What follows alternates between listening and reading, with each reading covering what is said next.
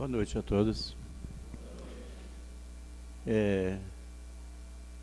Vamos acerenando nossos corações, se ajeitando nas nossas cadeiras.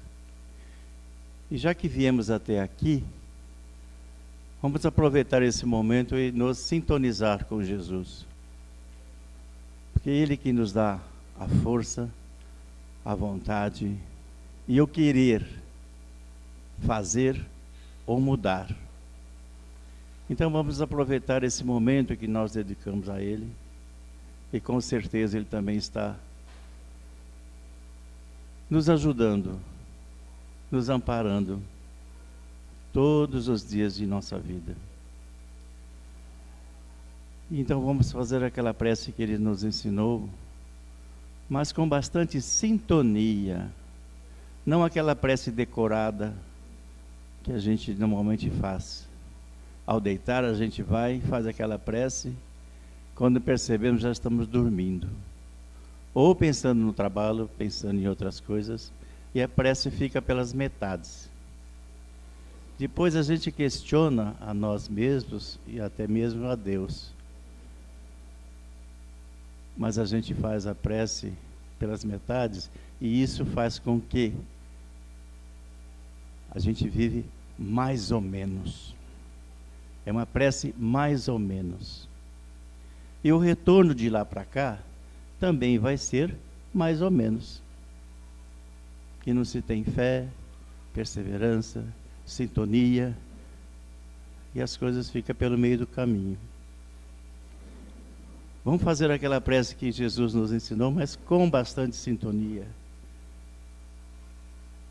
Visualizando Jesus. Eu costumo fazer uma coisa bem simples quando eu vou falar com Jesus. Porque normalmente a gente fala com Jesus pelas metades também. Mas quando o seu patrão chama você para conversar, você não dá atenção a ele, escuta tudo que ele quer fazer, ou seu chefe, ou qualquer coisa desse tipo. Jesus é pior ainda. Aí é que você tem que dar atenção. Se foi você que chamou para conversar, então você tem que ter uma sintonia bastante sintonizada, bem fina, igual um FM, para não ter interferência de nenhum dos lados. Aí você vai perceber que ele vai te escutar. Quando a fé é bastante acentuada, você pode chamá-lo e sentar num toco de árvore que caiu. Você se senta ali e chama ele para conversar com você. Se você acreditar no que você está falando, você pode colocar a sua mão em cima da sua perna. E se você tiver um pouquinho mais de fé, igual aquela famosa mostarda, você pode sentir até o seu cheiro. E isso é de verdade. Depende só de nós. Acreditarmos no que nós estamos falando e pedindo e implorando. Ele vai nos atender. Então vamos lá. Pai nosso que estais nos céus, santificado seja, Senhor, o teu nome. Venha a nós o vosso reino, seja feita a tua vontade, assim na terra como nos céus. O pão nosso de cada dia dai-nos hoje, Senhor. Perdoa, Pai, as nossas ofensas, assim como nós perdoamos a quem nos tem ofendido. E não nos deixes, Senhor, cairmos em tentações, mas enviai-nos, Senhor, os bons espíritos, para nos ajudar e a nos esclarecer. Eu ofereço essa prece em benefício de todas as almas que sofrem, encarnadas e desencarnadas, em benefício dos meus amigos, e em particular por toda a nossa família. E vos imploro, meu Pai, paz, luz e amor para todos eles e para todos nós. Amparai-nos, Senhor, e guiai-nos e protegei-nos em nosso progresso espiritual. Que assim sejas. Obrigado, Jesus. Obrigado, Jesus. Amém.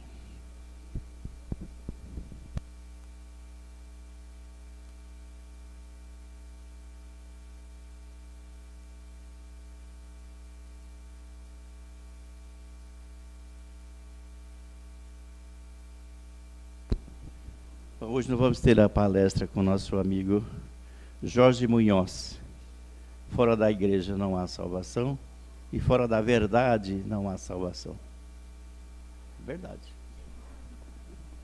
Muito obrigado.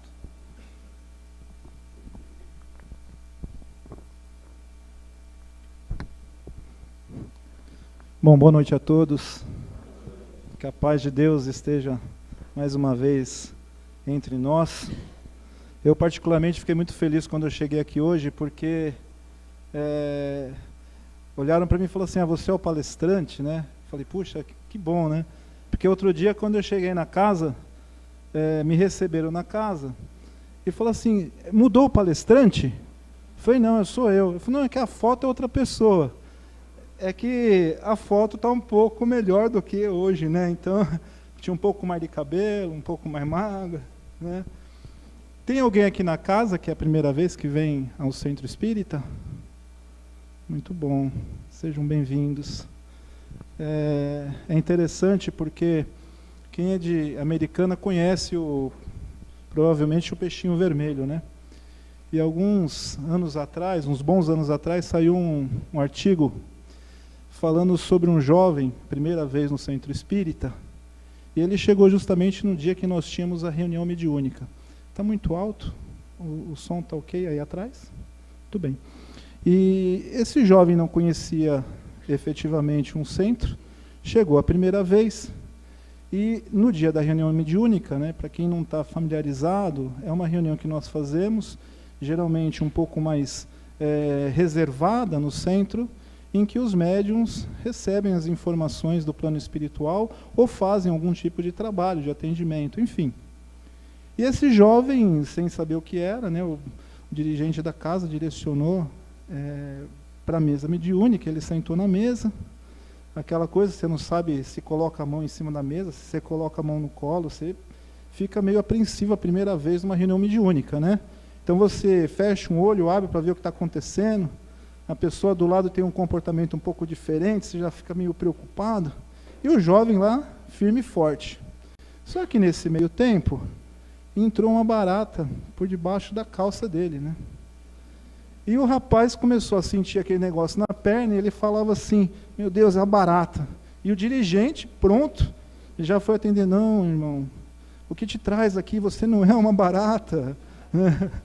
E ele lá, não, mas a barata falou, não, calma, calma, tudo se resolve, vamos conversar, né? Então é assim, a primeira vez que a gente vem no centro, a gente tem essas dúvidas, né? Tem muita gente que quando passa por mim no atendimento fraterno, ele chega e fala assim, porque eu preciso de um centro forte, né? Poxa, um centro forte? O que seria um centro forte? Um centro que a gente vai e sente que é forte. Eu falei, ixi, difícil, hein? Mas a gente tem no Centro Espírita, ou qualquer casa de oração, como foi dito, né? O que faz com que seja diferente é justamente a nossa fé. Quando a gente tem fé, de fato a gente move montanhas. Hoje eu vou trazer um tema interessante, é um tema que particularmente me motivou a fazer essa palestra. Eu tenho o hábito de fazer o Evangelho no Lar, já faço há muitos anos, e saiu essa lição, fora da igreja não há salvação, fora da verdade não há salvação. E é justamente o momento que a gente estava muito dividido, né? Nosso país ainda está muito dividido, pessoas com sentimento de oposição, de lados, eu tomo partido por esse lado, por aquele, e a gente esquece um pouco dessa questão da fraternidade. Então eu trouxe esse tema para explicar um pouquinho qual é a visão espírita, né? Ou como que isso tudo começou quando a gente fala da igreja, ou da verdade. O retrato que nós temos aqui, a figura de Jesus. Jesus é interessante porque tem gente que não acredita que Jesus esteve entre nós, né? Nós temos alguns evangelhos que foram escritos depois do desencarne de Jesus pelos evangelistas, que nos trazem algumas informações a respeito de Jesus. Mas tem algumas literaturas não espíritas, né, por exemplo, de Rustem, que dizem que Jesus, inclusive, esteve entre nós sem a parte física. ele estaria o tempo todo materializado. E ele suporta essa ideia justamente porque não encontraram o corpo de Jesus quando ele ressuscitou. Eu vou tocar nesse assunto porque é bastante interessante durante a palestra.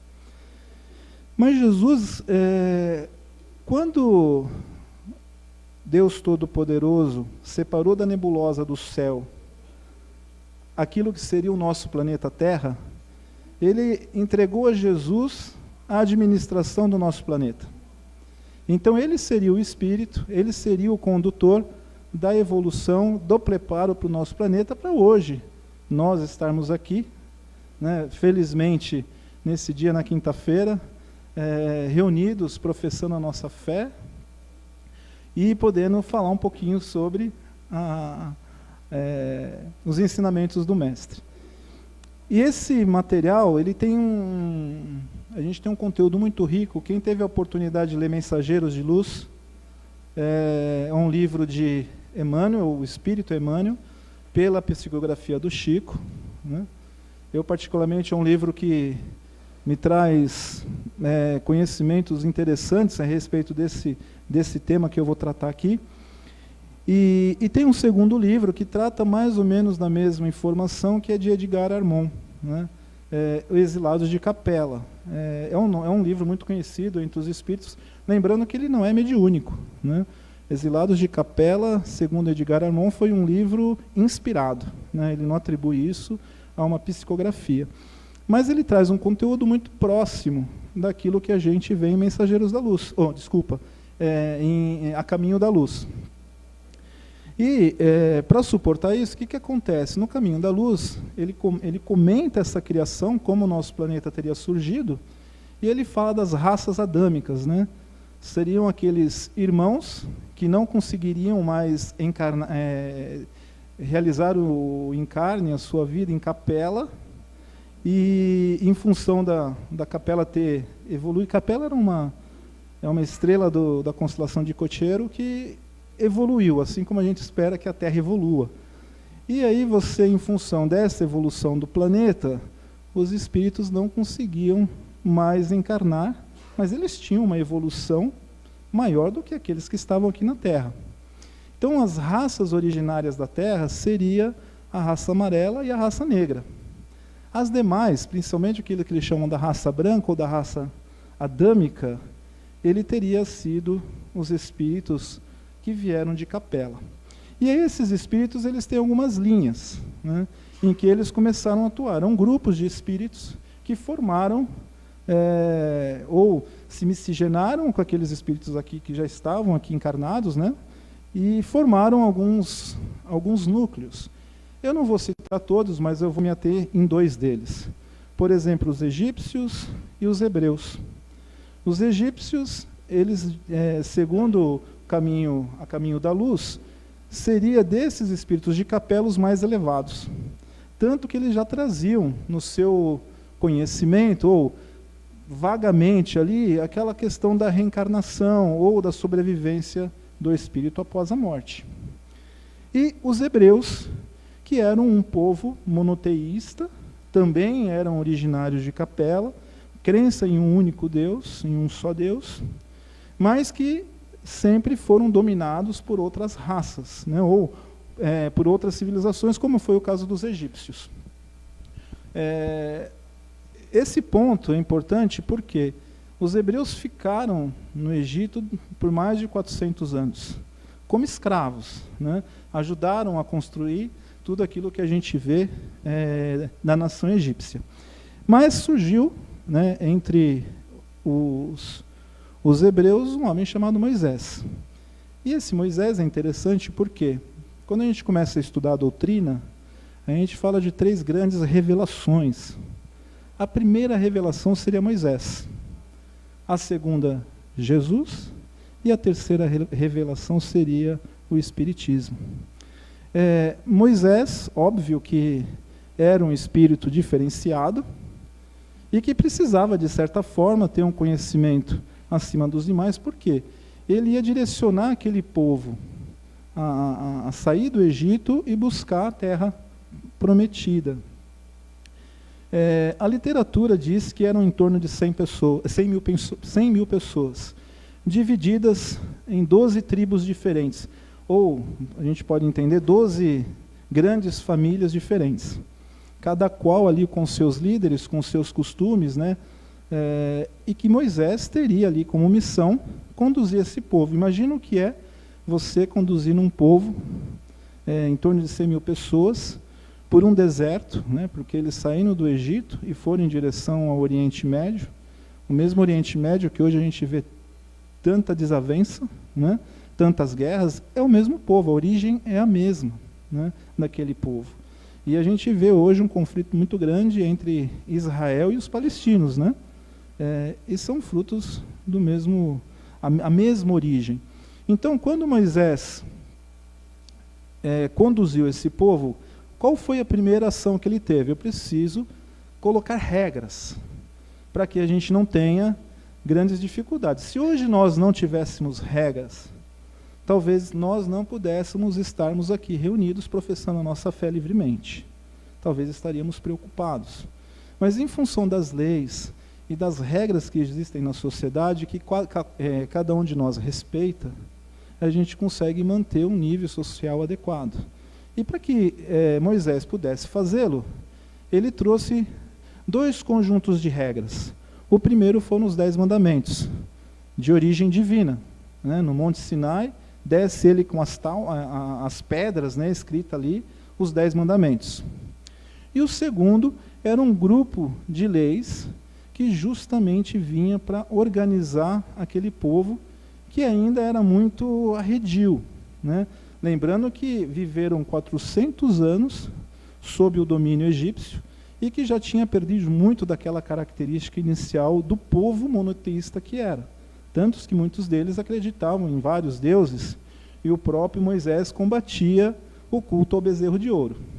E aí Moisés faz o quê? Ele fala assim, seguinte, o mal que você fizer para o seu próximo ou para alguém, você vai receber na mesma moeda, olho por olho, dente por dente. Né? Se você cometer adultério, é passivo de morte, tanto você, o homem, como a mulher. Essa era a lei de Moisés. Bom, depois de um determinado tempo, né, Moisés conduziu, é muito interessante, os 5 primeiros livros da Bíblia, o Pentateuco, é atribuído a Moisés. São atribuídos, né, os livros são atribuídos a Moisés. Começando pela Gênesis, que conta a criação do universo, né, depois nós temos o Êxodo, que conta como que Moisés foi essa migração, essa saída do Egito para a Terra Prometida. Depois nós temos Levítico, que conta justamente esse ponto que eu comentei, que são as leis que regiam aquela sociedade naquela época. Depois nós temos Números, que falam sobre os discursos de Moisés durante a jornada que ele teve até a Terra Santa. E por último, Deuteronômios. Nesse livro é interessante, porque ali tem os ensinamentos de Moisés para aquela população que ele passou a governar, vamos chamar dessa forma. E é nesse ponto que entra um detalhe. Segundo Deuteronômios, está lá, nós espíritas somos abomináveis diante dos olhos de Deus, porque nos comunicamos com os mortos. E isso era uma prática que Moisés proibiu naquela ocasião, porque era algo que era feito com muita futilidade. Então o pessoal fazia as reuniões mediúnicas e buscavam as orientações do Espírito por qualquer coisa. E Moisés via na mediunidade algo mais elevado, mais sagrado. E ele então colocou esse termo, né, essa passagem, esse direcionamento no Deuteronômios, falando que nós seríamos abomináveis diante dos olhos de Deus. Era um Deus que castigava, era um Deus que punia, né? Ele não era um Deus cheio de misericórdia, de bondade, como depois veio Jesus ao seu tempo, já numa nação ou num povo mais preparado, não tinha o domínio egípcio, mas tinha o bendito domínio romano, né? Coitado do hebreu, naquele momento, ele sempre foi um povo dominado. E isso, de certa forma, incomodava. Mas Jesus veio num momento em que tudo era muito complicado. E ele veio com um discurso completamente diferente daquilo que nós víamos na ocasião. Por exemplo, a gente fala muito sobre os fariseus, ou os saduceus, né? São os dois grupos que a gente pode dizer assim, religiosos, políticos religiosos, que conviviam junto com Jesus, né? Os saduceus, eles pertenciam a um grupo social mais empoderado, eles tinham mais dinheiro, mais condições, enquanto que os fariseus já eram de um público mediano, né? digamos assim, hoje, uma classe média, para a gente fazer uma comparação muito básica. E é interessante porque o fariseu, ele acreditava na ressurreição. E aí que vem aquele ponto que eu comentei de Rustem de Jesus. Vai estar aí o ponto importante para a gente entender o que acontecia naquele momento. Os saduceus não acreditavam, mas os dois, de certa forma, não tinham ali as bases no judaísmo, né? Sim, eles tinham. Um acreditava e outro não. Caifás, por exemplo, era saduceu, né? Aquele que efetivamente esteve ali à frente ali do clero judaico e que deu o destino a Jesus. E por que eu comento isso? Quando Jesus vem com a lei do amor, a lei do perdão, né, imortalidade da alma, praticar a caridade, era um discurso muito diferente, era algo muito inovador. Por isso que a gente chama de evangelho, da boa nova, porque ele trazia algo que mexia de fato com aquela estrutura religiosa que nós tínhamos até então. Bom, com isso, a gente vê que Jesus, em várias ocasiões, ele disse que ele não vinha revogar as leis do Pai, que ele vinha reforçá-la, né? Há quem diga, e isso às vezes choca, quantas vezes no curso de iniciação eu tive a oportunidade, né? É muito interessante, o curso de iniciação é uma escola que a gente aprende todos os dias. Vou fazer uma janela aqui, a gente estava no curso, alguns jovens, né? E falando sobre comunicação com os espíritos através de aparelhos eletrônicos, né? Quem assistiu o Poltergeist, que tinha TV, no meu caso, eu fiquei muito tempo sem ficar na frente da TV, porque tinha medo da bendita TV, né? Então, eu me afastava. Ainda, quando saía fora do ar, que ficava aqueles negocinhos assim, eu falei, meu Deus, vai aparecer algo. Então, a gente evitava. E um dos jovens falou assim, viu, a gente pode receber mensagem pelo WhatsApp? Aí você fala, puxa vida, pergunta difícil, né? Por quê? É um aparelho. Eu perguntei para ele, mas vai vir como, né? Como que você vai ter essa resposta? Eu não sei, por isso que eu estou perguntando. Então, é a pergunta que o jovem, e que a gente tem que estar preparado para isso, porque nós estamos mudando. E até um outro ponto interessante, antes de eu continuar aqui na jornada nossa, né, no tema, eu tenho uma palestra interessante que fala sobre assombração. Mas eu não trago essa palestra numa primeira vez, porque tem lugares que a gente vai e o pessoal fica mais ou menos, né, incomodado. Mas, quando eu estava preparando essa palestra, eu peguei alguns vídeos na internet, procurando, fazendo as pesquisas que a gente faz para montar a palestra, e eu estava na sala com minha esposa, eu sentado num canto do sofá e ela no outro. Espiritem desde que nasci. Hoje eu estou com 46 anos, vi muita coisa na vida já. Muito bem, estou lá e aqueles vídeos, né? Você fala, poxa, será que é verdade? Será que é mentira, né?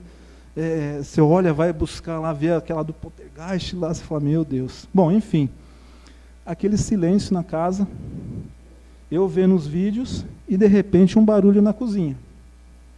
Mas não foi um barulhinho, foi um barulhão.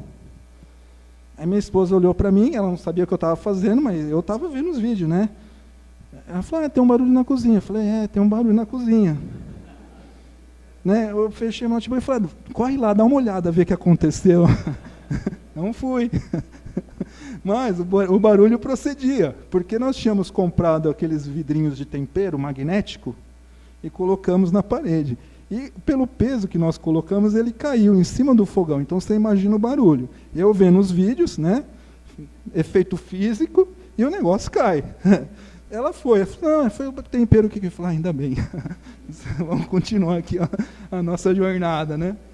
Bom, enfim. Então, retornando aqui ao tema. Quando a gente fala, muitas vezes, no curso de iniciação, que Jesus, ele veio como qualquer um de nós. Ele não burlou nenhuma regra, né? Quando a gente aborda isso no curso de iniciação, que a gente fala sobre a virgindade de Maria, é um tema polêmico, porque as pessoas acreditam nisso, mas o próprio Jesus disse para nós que ele veio assim como cada um de nós. Então não tem como Maria ter concebido Jesus sem ter uma relação sexual. E quando a gente fala isso no curso de iniciação, já aconteceu comigo, alguns inclusive se retiram da casa, porque acham que isso é uma blasfêmia, que a gente está falando algo absurdo. Mas não é o que a gente aprende dentro da doutrina com a nossa fé raciocinada. E Jesus é interessante porque aquelas leis divinas, os 10 mandamentos, ele reforçou cada uma delas. Ele viveu cada uma delas. Inclusive as passagens, né, que quando fala que ele estava reunido com os amigos, como ele sempre fazia, as assembleias, as reuniões, que eram chamadas de igreja, e que a mãe vem com os irmãos porque achavam que ele estava louco. Tem essa passagem no Evangelho. Né? E Jesus falou assim, quem são meus irmãos, quem é minha mãe? Mas ele reforçava isso, porque ele mesmo disse em várias vezes o respeito e o carinho que ele tinha por Maria, né? Reforçando as leis de Moisés, aquelas de origem divina. Mas aquelas leis que Moisés tinha criado à época para controlar aquela população, Jesus ele começou a mudar um pouco o contexto. Então, quando Moisés falava assim, olha, olho por olho, dente por dente, Jesus falou assim, quando você tomar o tapa, vira o outro lado também. Moisés diz, você vai pagar na mesma moeda aquilo que você fez para o próximo. Jesus traz para nós um ensinamento falando assim, é preciso perdoar 70 vezes 7 vezes. Pedro, teimoso como era, né? Pedro sempre interrogava Jesus. Então, quando Jesus falou, precisamos perdoar sempre, vem Pedro e falou, mas quantas vezes eu vou perdoar, né? 70 vezes 7 vezes. Aí você fala, puxa, não parece muita coisa, né? Mas a gente talvez não consiga perdoar tanto assim em nossa vida.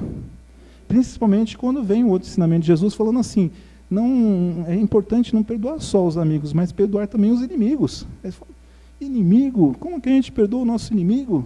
Né? O próprio termo já é algo que nos traz ali uma situação de distanciamento. Mas como eu perdoo o meu inimigo? Então, esse ensinamento de Jesus, que era algo diferenciado para a ocasião. E a gente está falando de um espírito que foi o espírito que criou o nosso planeta, hein? Ele criou o nosso planeta, dimensionou do jeito que a gente conhece até hoje, com tudo aquilo que a gente precisa para evoluir, e depois ele veio reencarnado entre nós para trazer essa mensagem inovadora. Trazia ali os ensinamentos que na época era muito difícil de serem compreendidas e por isso que muitas vezes ele usava as parábolas para poder explicar. Entre elas, aquela primeira mensagem, aquela primeira imagem que fala sobre o Sermão da Montanha. Bem-aventurados os misericordiosos, bem-aventurados aqueles que sofrem, bem-aventurados os que são pacíficos. Era tudo o contrário do que o povo queria ouvir, que eles queriam em Jesus um líder político que fosse se levantar contra Roma. Era assim que Roma via Jesus na época. E quando aquele clero observou o que Jesus trazia de novidade, de mensagem renovadora, eles trataram logo de tirar Jesus de cena. E é interessante porque Jesus diz e reforça isso. Ele fala assim, olha, eu regressarei ao 3º dia depois do meu desencarne. Né? Tem o credo que fala que ressurgiu dos mortos dentro da igreja. E quando foram buscar, Jesus desencarnou, todo mundo viu, pessoal lancetava. Essa é uma palestra fantástica, que é a palestra da Páscoa, e que traz ali, infelizmente, algumas figuras muito fortes pelo sofrimento que Jesus passou. Além de tudo aquilo que a gente relata, né, na crucificação de Jesus, lembrando que muitas vezes não era possível fazer a prega na mão, porque a mão não suportaria o peso do corpo. Ele geralmente colocava um prego nesta posição, né, assim como os pés. E por último, havia a lança no coração, que era justamente para que tivesse a morte derradeira de Jesus. E assim foi feito. Os romanos seguiram à risca tudo o que era falado na crucificação. Jesus desencarnou, foi envolvido naqueles panos, que era o costume da época, e colocado lá no seu túmulo, fechado. E quando foram buscar Jesus, cadê Jesus? Desapareceu. Mas desapareceu por quê, né? Aí vem Rustem. Rustem é contemporâneo de Kardec. Quem tiver a oportunidade de ler ou de buscar alguma referência, vai falar que Jesus estava o tempo todo como um corpo fluídico. E reforça isso justamente porque não acharam o corpo de Jesus, né? Porém, qual era o interesse daquele clero da época que Jesus, de fato... Veja bem, eles acreditavam na ressurreição. A ressurreição é a volta do Espírito no mesmo corpo. Conhecendo Jesus e vendo o que ele já tinha feito, havia alguma dúvida que Jesus retornaria? Para eles, não. Então, vamos sumir com o corpo de Jesus, porque sem corpo ele não volta, né? E sumiram com o corpo de Jesus. Mas Jesus voltou, né? Materializado, diante ali daqueles que o conheciam. São Tomé olhou e falou, não, eu não acredito, só vou acreditar se eu pôr a mão na ferida, né? São Tomé é esse, só acredito vendo. Mas ele se materializou mostrando que, de fato, o nosso espírito sobrevivia, que a morte física não era o fim. Então, ele trazia ali a mortalidade da alma, como eu comentei. Esse quadro, eu escolhi essa Santa Ceia, ou a Última Ceia, ele é um retrato, acho que mais fiel do que aquele de Da Vinci, né? Philippe de Champaigne. Porque me parece mais singelo, mais simples o local onde eles estão. Mas ele está reunindo com os discípulos. Eram reuniões comuns. Isso aqui não foi uma ocasião especial que ele falou, vamos reunir aqui porque é a última vez que a gente vai se ver. Não, isso era costumeiro. Eles faziam isso o tempo todo. Essas reuniões eram comuns, principalmente porque Jesus ensinava aquilo que ele podia, lembrando que foram 3 anos de pregação de Cristo, né, para aqueles discípulos dele. E aí entra a parte importante. O cristianismo primitivo, aquele que veio com Cristo, aquele que ele trouxe, a boa nova, a mensagem, né, que foi divulgado justamente pelos evangelistas. Paulo de Tarso, ou melhor, Saulo de Tarso, um perseguidor, né? Jesus já tinha desencarnado, e ele, perseguidor, foi lá e depois começou a defender o cristianismo. Então a gente está falando do cristianismo primitivo. Porém, eu vou começar aqui no ano 30. Controvérsias, tá, gente? Jesus não teria 30 anos quando foi batizado. Como assim, né? Na tómbola o pessoal fala 33, né? Idade de Cristo. Ele fala, mas 33 não é mais a idade de Cristo? Não. A gente tem alguns relatos históricos que mais ou menos Jesus teria entre 38, 39 a 42 anos do seu desencarne. Ou seja, não era possível ele ter sido batizado aos 30. Isso é apenas uma referência, tá? Para a gente, não importa ali quantos anos tinha, importa efetivamente aquilo que Jesus trouxe para nós, né? Mas ele teria sido batizado aos 30 e aos 33 desencarnado, ou seja, foram 3 anos de pregação, e o que a gente vê no Evangelho, relatado pelos evangelistas, depois de praticamente, em torno aí de, foi entre 80 e 100 do nascimento de Cristo, né? Então a gente está falando em 70 anos depois que ele desencarnou, mais ou menos, foram que os evangelistas começaram a relatar tudo aquilo que eles tinham passado. Eu acho que eles esqueceram muita coisa, tá, gente? Porque depois de 70 anos, vivendo aquela dificuldade toda que eles viviam, né? Perseguição e tudo mais, acho que muitas coisas deixaram de lado, mas trouxeram uma visão muito fiel daquilo que Jesus trouxe como ensinamento. E é interessante porque, olha o cenário montado, né? o domínio era romano. Aí surge na figura, a gente vê aquela imagem de Nero, né? Acho que todo mundo já ouviu falar do Nero aqui, né? Nero com aquela arpinha, né? Aquela cara de louco que ele tinha, né? Dizem que era mais ou menos 64 essa época aí.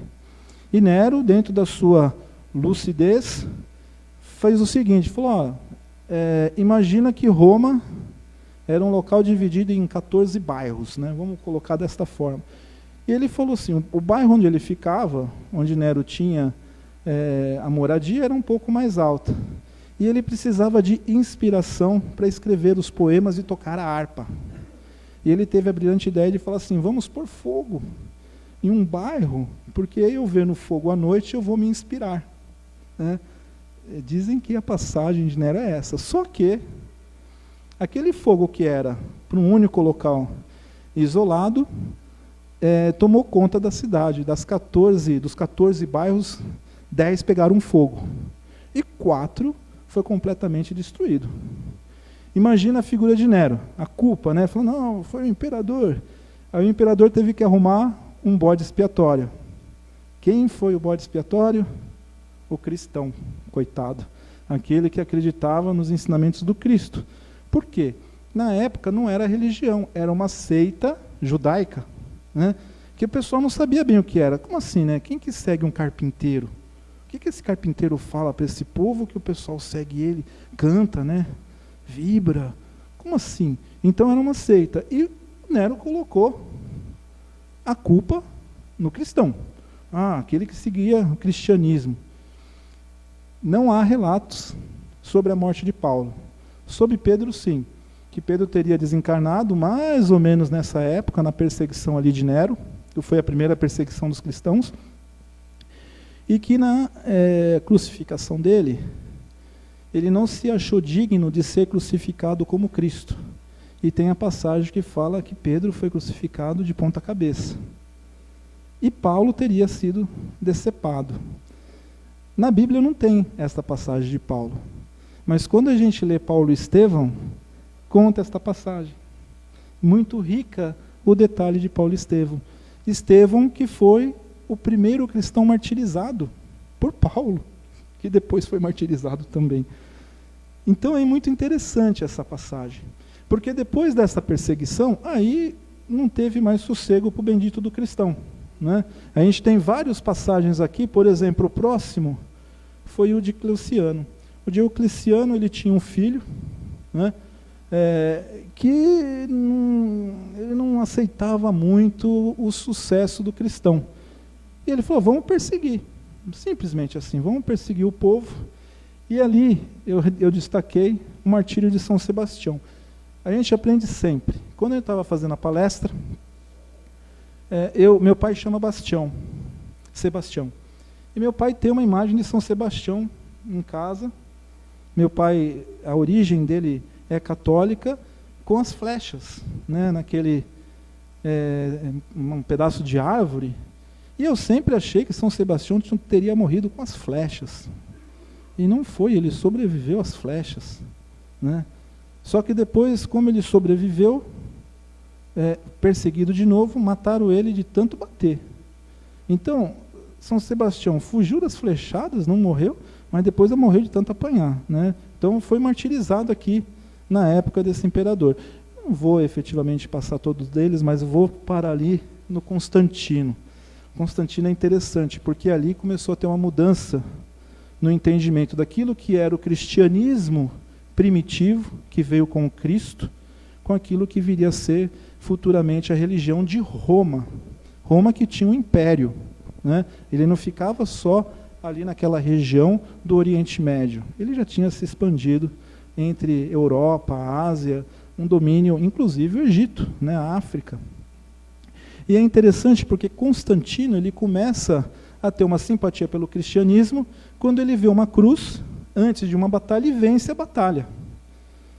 Venceu a batalha e falou, peraí, né, alguma coisa tem aí. E aí o que acontece? Foi no Império de Constantino que ele solta, ou ele edita, o Édito de Milão. O que falava isso? Veja bem, os cristãos eram perseguidos. O fato de você acreditar em Jesus, ou professar isso, era o suficiente para você ser queimado vivo, para você ser conduzido às arenas com os animais, as feras, né? Os leões, tigres na época. Fizeram de tudo que podia com o bendito do cristão. Colocava os cristãos à noite, amarrado nas árvores, punham fogo para iluminar a cidade. Isso eram só alguns outros pontos que aconteceu nesse período de perseguição. E aí vem a liberdade de culto, né? Constantino permite que o cristão professe a sua fé. E aí vem o termo da igreja. No slide seguinte eu mostro isso. Depois disso vem o Concílio de Nicéia, em 325, que aí de fato a gente já tem uma mudança de comportamento, a igreja já começa a ser estruturada. A gente deixa daquele cristianismo primitivo e passa a ter uma igreja estruturada. Ainda não é a igreja católica, porque aqui ainda nós tínhamos uma divisão. Você tinha aquela igreja vamos falar assim, do Oriente e a igreja do Ocidente. Isso é muito interessante, porque até hoje a gente vê essa divisão, né? Mas foi aqui no Concílio de Nicéia que começa a estruturar efetivamente essa religião. E por último, né, o Teodósio, que vem e fala assim, a partir de agora, a religião oficial do Império de Roma será o cristianismo. E aqui no cantinho, não sei se todos conseguem enxergar, mas no ano 100 depois de Cristo, mais ou menos quando os evangelistas escreviam os evangelhos, nós tínhamos em torno de 8.000 cristãos. 8.000. Era uma população de 310 milhões. Estimativa da época, né? A contagem que eles faziam na época. Quando nós temos 350 anos depois, justamente entre Constantino e Teodósio, esse número pulou para 11 milhões. A população aumentou pouco, de 310 para 320, aumentou 10 milhões de pessoas, porém o número de cristãos saltou para 33 milhões, de 8.000 em 250 anos para 33 milhões. Tinham ou não tinham interesse de Roma nessa, vamos falar assim, nova religião? E aí eles transformam de fato a religião, o cristianismo na religião de Roma. E aí a gente passa de perseguido a perseguidor. É uma coisa de doido isso, né? Porque depois disso começam a vir as cruzadas. Quem teve a oportunidade de estudar as cruzadas é você matar o inimigo, né? O herege em nome de Deus. Deus te dava permissão para você matar o árabe, né? O pessoal fazia lá aquelas cruzadas para Jerusalém. Jerusalém, meu Deus, que está vivendo assim, briga até hoje, né? A gente vê as disputas. Mas eles iam para Jerusalém lá, fazer as cruzadas contra aqueles que não eram os impuros e matavam em nome de Jesus. Jesus que pregou o amor. Jesus falou que era para matar o inimigo? Não, Jesus falou assim, ame o inimigo, né? Se alguém te bater, dê outra face. Então a gente vê que aquele início de Jesus, do cristianismo primitivo, começa a ser distorcido. E a figura que eu comentei, por quê? De onde vem o termo igreja? Isso que nós estamos aqui, a gente pode chamar de igreja? Sim, se a gente usar o termo em grego, porque é uma assembleia, nós estamos reunidos aqui, não é instituição física, como a gente muitas vezes hoje, a gente fala na igreja, a gente pensa em um lugar físico. Não, mas era uma assembleia. E isso foi muito tempo cultivado, porque os ensinamentos na época de Jesus, inclusive, eram passados verbalmente. Os saduceus eles escreviam, porque eles já tinham mais aquele conceito helenístico, né, aquilo que vinha de Roma. Mas os fariseus não, porque os fariseus eles passavam o conhecimento através do verbo ali, da fala. Então por isso que tinha tanta reunião. E vou me fixar nesse ano, porque aqui é uma grande divisão, né? A reencarnação, como nós conhecemos, aquilo que Cristo falou para Nicodemos, falou, você vai precisar nascer novamente. Mas como assim? Eu vou voltar para o ventre da minha mãe? Sim. Mas com este mesmo corpo? Não, corpo novo. Não estou entendendo, né? Porque era difícil, né? Imagina, como que você explica a reencarnação, sobrevivência do espírito, você volta para a terra, num corpo diferente, Gente, é algo meio complexo isso, né? Porém, nesta época, né, nós tínhamos a Teodora. Teodora, ela era uma cortesã, ela conquistou o imperador, se tornou imperatriz, e ela era escravocata, ela tinha aquela tendência de tornar as pessoas escravas dela. E ela, com medo, conhecendo o que era a reencarnação, ela tinha um medo muito grande de voltar numa outra vida como escrava. Então ela falou para o marido, vamos tirar isso daí. Vamos tirar esse negócio de encarnação e vamos usar o modelo de Roma, que fazia a referência entre Olimpo e o Hades. Olimpo o céu e o Hades o inferno. Era só essas duas opções, tá, gente? Se você foi bom, você ia para o céu. Se você não foi tão bom assim, você ia para o inferno. Depois criou ali o purgatório, que era aquele mais ou menos, né? Para você se recuperar e você vai para o céu. Né? Mas não podia ter muito pecado, não. Porque senão você ia ficar muito tempo no purgatório. E eles adotaram o mesmo conceito do céu e do inferno. E isso fazia com que as pessoas procurassem o cristianismo. É proselitismo. Né? Então, tudo isso fazia com que as pessoas voltassem a atenção para o cristianismo. Teodora é a culpada da gente ter tirado a reencarnação do cristianismo primitivo. Bom, e aí a gente vem com a distorção. Quando eu falo aqui de São Cipriano, nego até porque tinha um livro preto de São Cipriano. Quem que já ouviu falar do livro preto de São Cipriano? Né? O livro mexe, né, com a chave. Uma vez puseram para mim, falaram, segura o livro que o livro vai mexer. Né? Falei, não vai, o livro mexeu, larguei o livro. Mas era de São Cipriano o livro. Dizem que ele era bruxo, tá, gente? É por isso, é santo, mas bruxo, sei lá. E ele falou o seguinte, não há salvação fora da igreja. Mas qual é a igreja? É a igreja assembleia que a gente está falando? Não, aqui já começa a ter a distorção. A igreja que ele está falando é a igreja cristã.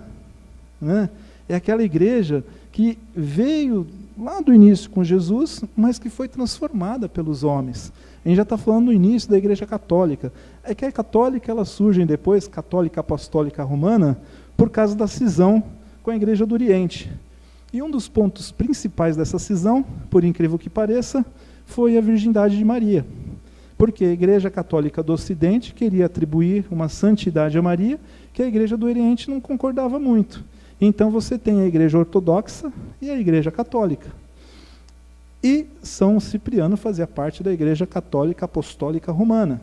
Né? A gente tem ali o segundo item, né? Foi do Santo Atanásio. Ele fala a mesma coisa, que fora da fé católica não há salvação.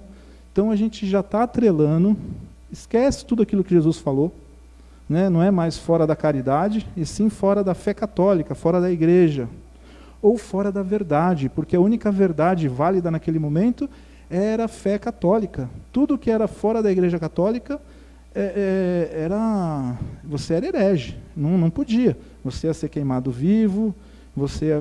Veja bem, eles faziam isso com quem era da igreja. Jordano Bruno era uma mente brilhante da igreja, né?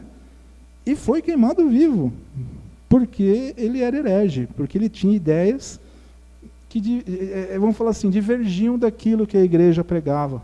Né? A gente tem outros exemplos, né? Galileu Galilei falou, não, a Terra não é redonda, é quadrada, sabendo que a Terra era redonda e tudo mais, né? Por quê? Porque ele falou, se você insistir, você vai ser queimado vivo. Não tem conversa.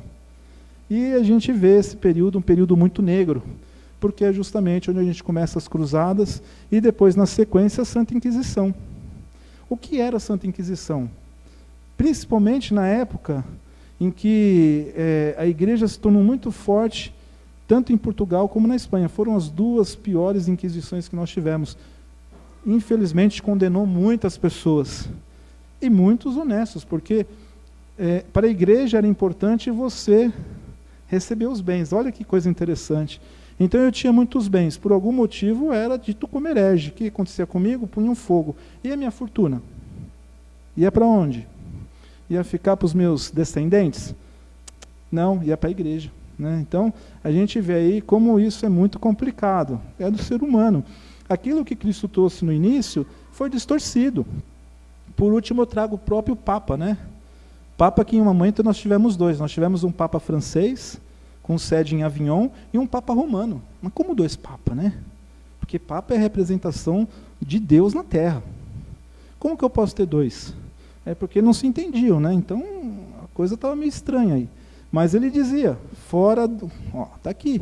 Santa Roma Católica Apostólica, fora da qual cremos que ninguém se salva. Ele deixava claro o recado. Ou você faz parte da minha igreja, ou você está condenado. A única verdade que tem é a verdade católica nesse caso. Eu não estou criticando a igreja católica, gente. Eu estou trazendo dados históricos, tá? Mesmo porque a minha família é de formação católica, né? Eu durante muito tempo estive dentro da igreja católica, então não é crítica à igreja. Mas são dados que a gente, qualquer livro de história que vocês forem pesquisar, vocês vão observar isso que eu estou trazendo para vocês. E aí entra o Espiritismo. Essa doutrina abençoada que abre os nossos olhos e que nos revela a verdade. Conheça a verdade e ela vos libertará. Mas também vai trazer muita responsabilidade, né? Porque quando a gente começa a estudar a doutrina espírita, a gente vê que, peraí, gente, será que é isso mesmo, né? Puxa, não perdoei, e agora? Vai ter que voltar na próxima encarnação, vai ter que perdoar de alguma forma, né? Mas como será que eu venho na próxima encarnação? Será que Deus vai me castigar? Deus não castiga. Ele te dá o livre-arbítrio. Você faz as escolhas. Você escolhe ir por um caminho ou por outro.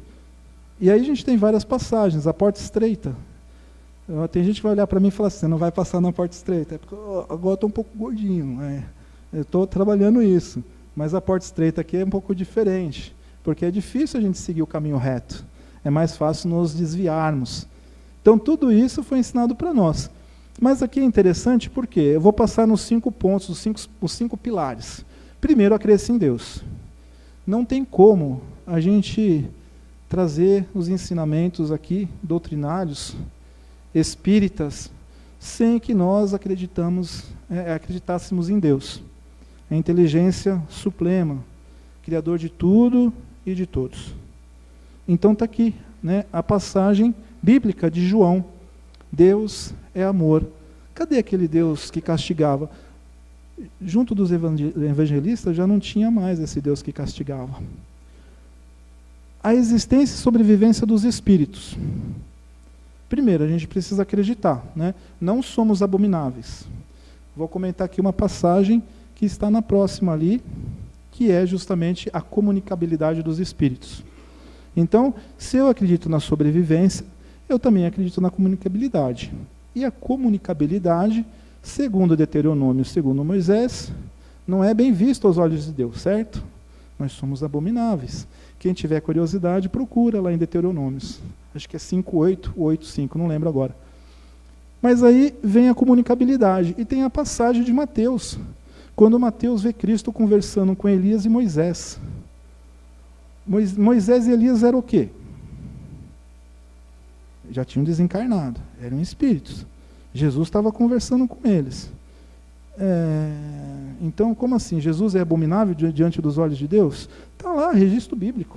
Há uma contradição, mostrando que a comunicabilidade com os espíritos é uma coisa natural.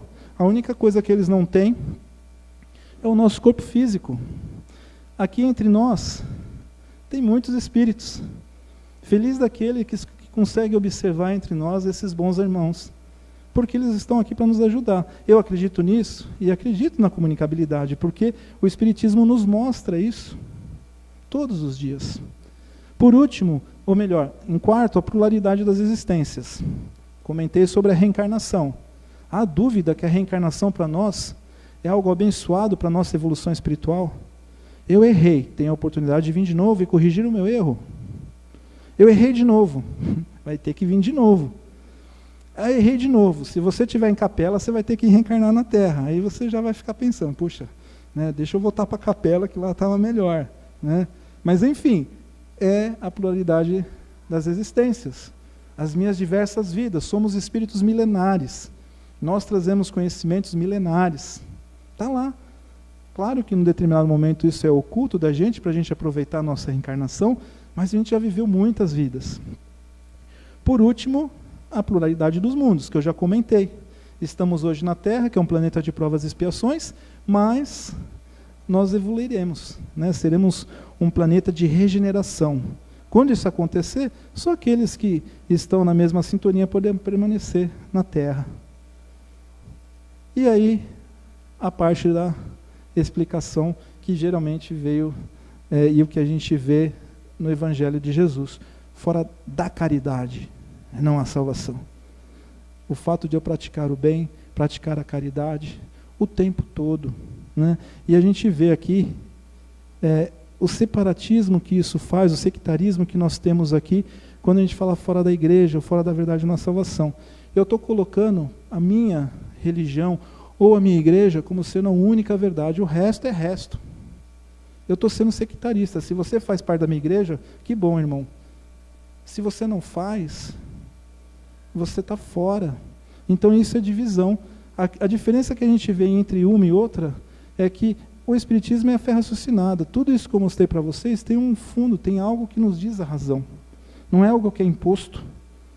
E a gente vê que cada um desses itens, dentro da caridade, fé raciocinada, fé universal, promove a união, incita o amor, igualdade e fraternidade.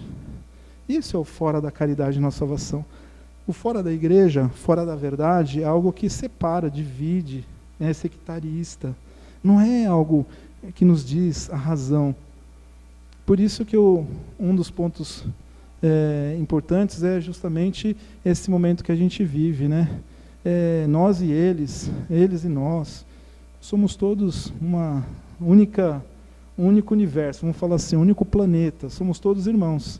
Então a gente não tem que observar essa separação. A gente vê um discurso de ódio, muitas vezes, sem motivação, sem necessidade. O que a gente tem que buscar é o fora da caridade, não a salvação. E aí, o capítulo 15 que fala disso, né? Esse ponto é importante, porque a gente fala que todos os deveres do homem se resumem nesta máxima: fora da caridade não há salvação. E por último, Paulo de Tarso, que quando escrevia a sua época, foi o grande divulgador da doutrina espírita, ou melhor, do cristianismo, desculpa, e que fez com que isso ganhasse corpo em Roma. Ele fala o seguinte, que nós temos 3 virtudes: a fé, a esperança e a caridade, mas que entre elas a caridade é a mais excelente, reforçando esta passagem de fora da caridade não há salvação. Então, com isso eu fecho a palestra da noite. Eu costumo, como eu trago algumas informações, eu não sei se é possível, mas eu sempre abro um ou 2 minutos no final, para se tiver algum questionamento com relação àquilo que eu falei, que eu puder esclarecer, eu fico feliz em fazê-lo. Mas aí a gente... Então, eu geralmente quando pergunto, ninguém levanta a mão, né? As pessoas elas olham até para o outro lado, assim que é para... Mas se tiver alguém que queira questionar, perguntar, algum ponto que eu falei que não tenha ficado claro, que tenha ficado dúvida, ficarei muito feliz em poder responder.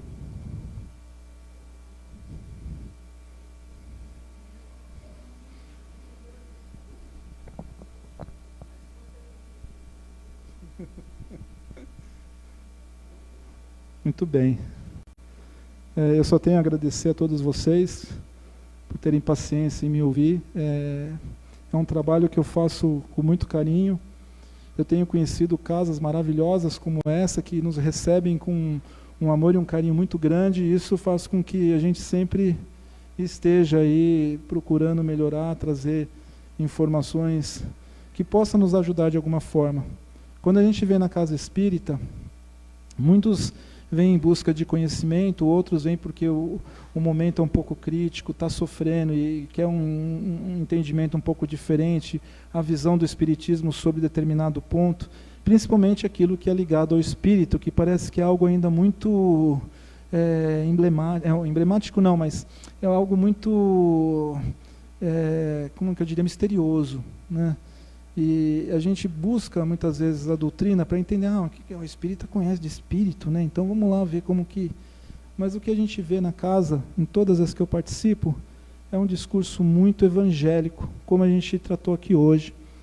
Claro que o conhecimento nos proporciona um entendimento melhor do que a gente está fazendo aqui, por que a gente está aqui, de onde que nós viemos, para onde nós vamos, né? Quando a gente acredita que a gente tem um futuro, que a gente não acaba tudo com a morte física, a gente já começa a nossa melhora, a nossa reforma íntima ainda nesta vida.